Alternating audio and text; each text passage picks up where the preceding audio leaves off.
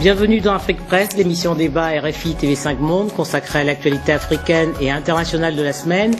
Aujourd'hui à mes côtés, Hassan Diop de Radio France Internationale, Frédéric Lejal de la Lettre du Continent, Sédi Kabak de l'agence panafricaine, la PANA, et Valentin Odonou, journaliste indépendant. Au sommaire, au Bénin, à peine connu, les résultats du premier tour de l'élection présidentielle sont contestés. Selon la commission électorale, la SENA, avec 54% des suffrages, le président sortant, Thomas Yahi Boni, remporterait dès le premier tour l'élection présidentielle du 13 mars dernier. À présent, le Bénin, et pour commencer, je vous propose d'écouter le président sortant, Thomas Yahi Boni, présentant ses excuses aux oubliés des listes électorales. Il y a certainement des erreurs.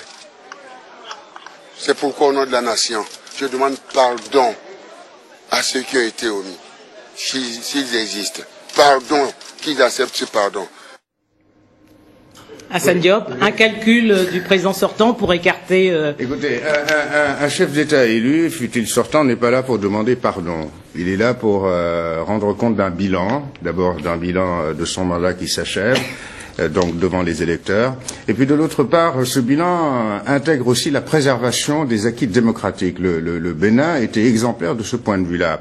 Donc je pense qu'il n'est pas normal qu'un chef d'État ait demandé à pardon parce qu'il y a eu des faillites tout à fait matérielles que l'on aurait pu éviter pour aller à cette élection. À savoir qu'effectivement, des centaines de milliers d'électeurs ont été purement et simplement oubliés. Le scrutin... pour priver l'opposition de son électorat. Voilà, et l'opposition a bon droit à dire que effectivement c'était pour lui voler sa victoire à l'avance. Et donc il y a eu 2 reports successifs d'une semaine, ça fait 2, etc. Et on n'est pas parvenu à repêcher donc ces électeurs. Et j'estime que très franchement, c'est presque une attitude de légèreté que de demander pardon de la sorte pour un président sortant. Voilà. Valentin Odonou, on a vu à l'instant le Niger, une élection exemplaire, un sans faute, on ne peut pas en dire autant pour le Bénin. Non, mais c'est un constat accablant parce que, écoutez, le Bénin, ça fait 20 ans que le Bénin organise des élections depuis, parce que en fait, la première élection post-Kérékou 1, ça avait lieu en 91. C'est-à-dire que, voilà, et ça fait 20 ans. Et comment peut-on admettre qu'au bout de 20 ans, on en soit encore là? On n'est pas capitalisé. Non, mais c'est absolument scandaleux. Et je crois que c'est fait à dessein, parce que, vous savez, quand c'est confus, ben, qui en tire bénéfice? Et je trouve lamentable, honnêtement, je dis lamentable, que le président vienne demander pardon. Un acte de contrition, c'est pas ce qu'attendent les Béninois. Les Béninois demandent à voter. On a exclu délibérément 1 400 000 électeurs sur une population de 9 millions d'habitants, dont environ, disons, 5 millions d'électeurs. Mais si, c'est énorme. Forcément, une élection, un scrutin dans ce style est forcément injuste et forcément inéquitable. D'ailleurs, souvenez-vous, ce que Kérékou a dit, Mathieu Kérékou, c'est quelqu'un qui parle très peu, qui s'exprime très peu depuis qu'il a quitté le pouvoir. Et en une phrase, bon, il a tout dit. Il a dit, mais ce n'est pas une élection. Ça veut dire que pour lui, c'est un bordel, excusez-moi le terme. Frédéric Lejal, comment comprendre que le Bénin, qui a été à l'origine du renouveau démocratique du continent, avec les conférences nationales il y a 2 décennies, en soit arrivé là? Ben c'est vrai que c'est étrange, préparation. C'est vrai que Kérékou, même en 2006, après l'élection de 2006, avait quand même parlé d'élections chaotiques, et ça s'est vraiment reproduit. Enfin, on en est à 3 jours de l'élection, à s'affoler, à enregistrer des électeurs à la dernière minute, alors que c'est vrai, comme le dit Valentin, le Bénin a l'expérience de cela. Alors, est-ce qu'il y a une volonté du pouvoir de Boni Yahi de torpiller l'opposition et de vouloir passer au premier tour, car on sait que s'il est au deuxième tour, 54% des suffrages. Oui, qui ont été annoncés d'ailleurs par son porte-parole, qui n'est d'autre que son beau-frère, Marcel de Souza, a annoncé à la presse la quasi-certitude que son poulain, entre guillemets, passait dès le premier tour, sans même que la Commission nationale ait commencé son travail. Donc là, il y a déjà un coup, pas un coup d'État, mais enfin un coup d'État médiatique pour préparer, je ne sais pas, l'opinion publique béninoise, à cette éventualité. Mais c'est vrai que là, on parle de bureaux de vote fantômes, on parle d'isoloirs bourrés d'avance, de bulletins préestampillés. il y a apparemment un vrai problème, et le fait que Boni Yayi dise demande pardon, c'est déjà effectivement troublant. C'est-à-dire qu'un président sortant n'a pas à demander pardon, il a à refaire le scrutin s'il veut aussi mal passer que cela. Seydi Kaba, que faut-il espérer de la réaction, que faut-il attendre de la réaction des deux principaux rivaux, Andrien Oubedji et Abdoulaye Biotchane? Non, déjà, à juste raison, les deux ont commencé à contester le résultat. Et parce qu'on est parti de scandale en scandale. Le scandale des personnes qui n'ont pas été inscrites sur les listes électorales et le scandale post-électoral qui est celui de l'annonce de la victoire du président sur les médias publics. Les médias publics, la radio-télévision, alors que la Sénat dit qu'elle n'a pas commencé à ouvrir les cantines qui étaient encore scellées. Les médias publics annoncent la victoire de Yayi Boni. Le Sénat parlait d'ailleurs de provisoire à la fin de la semaine. Absolument. Avant que la Sénat n'ait commencé à dépouiller, les médias publics annoncent la victoire de Yayi Boni. Une victoire qui est carrément en contradiction avec son propre bilan.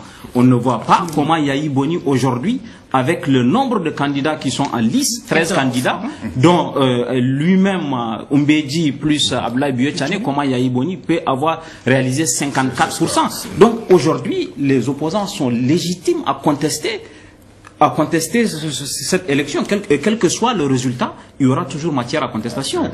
Et finalement, voilà, malheureusement, il se produit des exemples en Afrique qui suscitent parfois des mimétismes, et souvent les mauvais exemples se reproduisent. Je trouve qu'on s'achemine effectivement au Bénin vers ce qu'on a connu récemment en Centrafrique. C'est-à-dire, on a vu un général Bozizé, auteur de coups d'État en Côte d'Ivoire ailleurs, hein, auteur de coups d'État, il a fait élire toute sa famille, député ou pas député, cousins, femmes, etc., etc.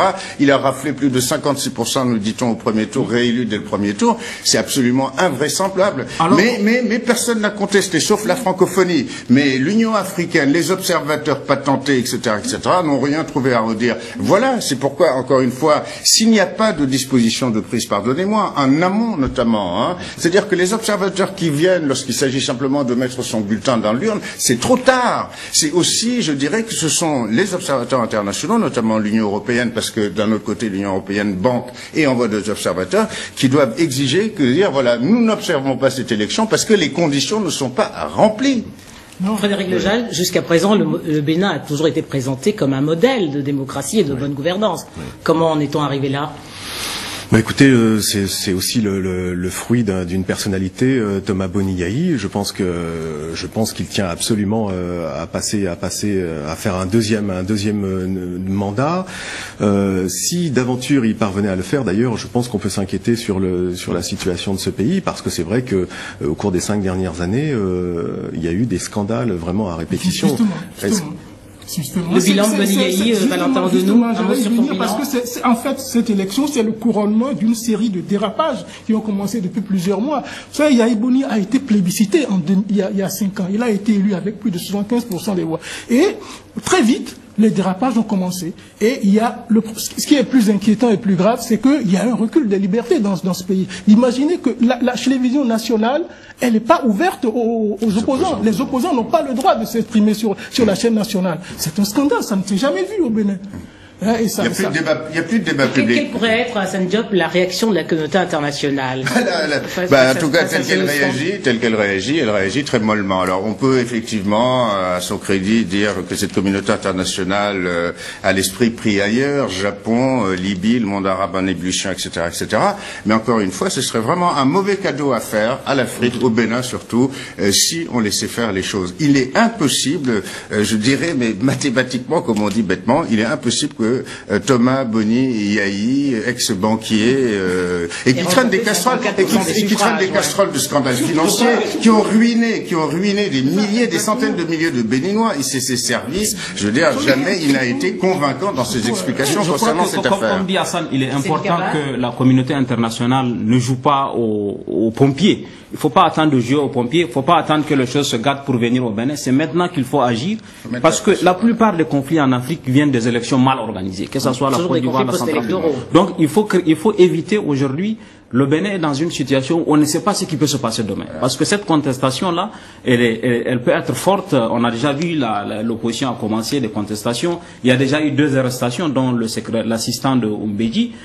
Ça peut créer, ça peut monter, l'escalade peut monter, et on ne sait pas ce qui peut se donner. Donc il faut que la communauté internationale tape déjà du poing sur la table pour exiger que le dépouillement se fasse dans les conditions de transparence absolue, qu'il n'y ait pas aujourd'hui de suspicion de fraude comme on le voit dans la situation de possible que la communauté internationale demande que ce premier tour soit repris, parce que le second tour était prévu pour le 27 mars. Ils n'admettent pas un premier résultats. Mais franchement, on regarde, il faut quand même poser la question, on regarde l'importance géopolitique du Bénin. Je ne sais pas si la communauté internationale s'impliquera autant qu'en Côte d'Ivoire ou que dans d'autres pays. Bon, ceci étant, comme vous l'avez rappelé, c'est vrai que ça fait 20 ans maintenant que le Bénin vit sous démocratie, sous transparence. Il faut s'attendre à ce quand même que la population, en même temps, la population se soulève, enfin, qu'elle n'accepte pas. Même si le Bénin n'a pas, même si le Bénin n'a pas d'importance géostratégique, il faut éviter qu'il y ait une situation au Bénin, parce qu'il y en a déjà en Côte d'Ivoire, et on ne sait pas ce que les élections du Nigeria vont donner.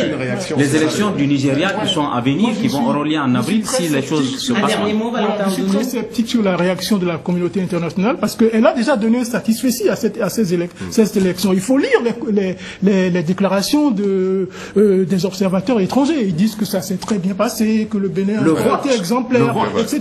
Donc, en fait, je crois que le Bénin est victime de sa bonne réputation. C'est-à-dire, on se dit, c'est un pays qui est usurpé depuis 20 ans. Un peu comme au Sénégal. Voilà.